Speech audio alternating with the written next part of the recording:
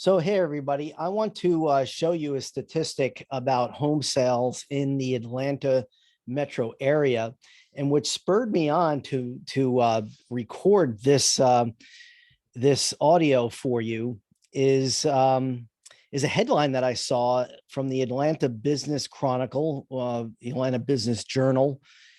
And the headline says Atlanta home sales dip as high rates prices turn the screws on buyers. So I just want to make some comments about that headline in general, and then dive in specifically on the actual stats. So we're living in a time of uncertainty in the housing industry, but there are a few statistics that we need to be aware of so that we don't become unhinged really about with headlines like this. I don't like the headline. I didn't bother reading the article, and I don't need to necessarily. Probably the headline may not be an accurate reflection of the content that's actually in the article. Unfortunately, that's what happens a lot. But people see these headlines and it causes people, I think, a lot of concern that they don't necessarily need to have, or it certainly gives them just a little bit of information, and the assumptions one can make from just a little bit of information often give one a very skewed opinion of what is happening. So I'm going to share my screen here and show you the graphic that I have here. So this is the closed sales of residential properties in the entire Atlanta area in the FMLS. That's the first multiple listing service that we use here in the Atlanta area. And this chart goes all the way back to 2009. And these are just a number of home sales that occur on a month-by-month basis. And so as we look at last month, April, home sales are down, or the number of homes that sold were less than they were in March, the previous month. And the point that I want to make here in showing you this chart is that that is not unusual. Sometimes April is higher than May in sales, and sometimes it's lower than March. So sometimes April is higher than March, sometimes it's lower than March. So that's not unusual. Going back, I can pick out a few times over the years. I think 2017 in particular. There were 8,774 sales in March. And then in April, they dipped to 7,793. But the overall trend remains pretty insignificantly unchanged, in that it is increasing number of sales year over year. And at any given time, one month is going to be higher or lower than the other month.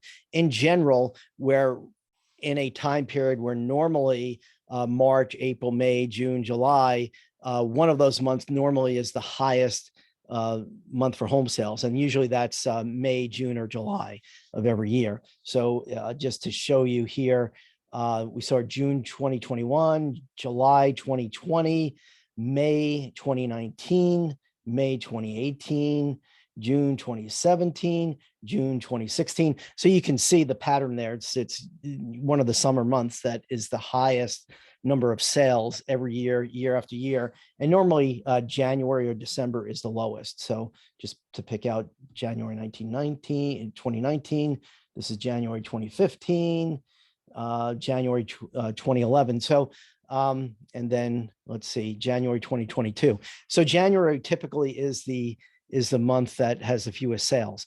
So while things are changing, the market is changing. There's no doubt about that. Interest rates are higher with inflation. Prices continue to go up, but the number of home sales are still pretty high. And this market is pricing out a lot of people from purchasing homes, but that doesn't mean that there's fewer home sales. There's as many sales as normal, but the buyers, there's so many buyers out there, the ones that are losing out and not able to buy a home are first-time home buyers, those who are looking at the entry-level housing prices or at or below the median price point.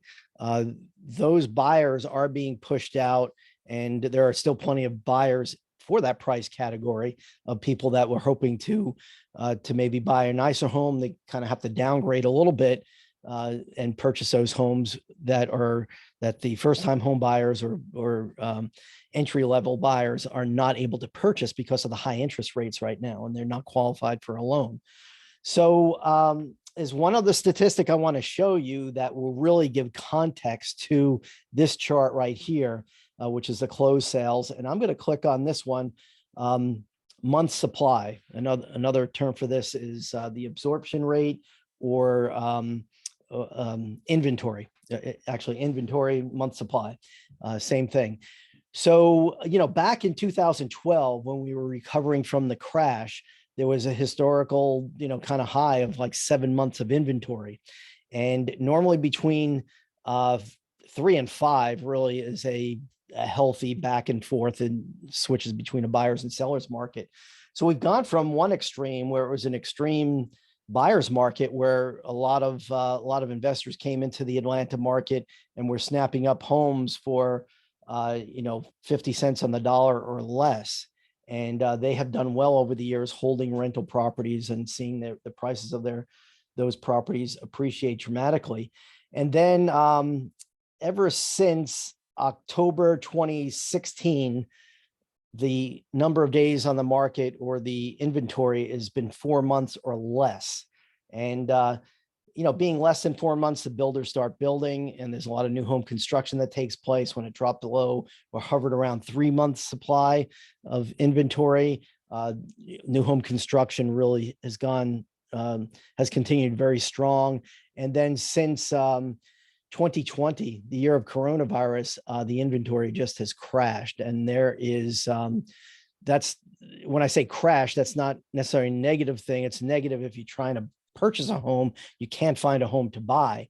But the fact that there's only 1 month of inventory on the market, even though we have high interest rates and inflation, these homes are selling. We're not experiencing a market crash like headlines, like I mentioned earlier, seem to imply. And people think, oh, wow, there's fewer homes that sold in April compared to March. We're going to see a housing crash or some crazy, extrapolate the data out to something that's illogical. So this is a statistic that I like looking at often. Every month I look at this, and sometimes during the month I kind of monitor what's going on. But in general, I look at this every month and see what's going on. And until the inventory goes up to 2 or 3 or even 4, there's no cause for alarm. If it goes above 4, it goes up to 5. New home construction is probably going to stop, but I don't see that happening anytime soon. So as there's a lot of liquidity, people do have money. There's enough buyers that do have access to capital that can purchase these homes that come for sale, whether they're new homes or existing home sales. So anyway, I just wanted to give that quick update, just to give you some context of what I'm thinking about the single family housing market and pricing and inventory. So if you have any questions, feel free to contact me. I'm available. Be glad to talk to you about anything that you've heard me say. And if you have any questions, just reach out and we can talk. Thanks.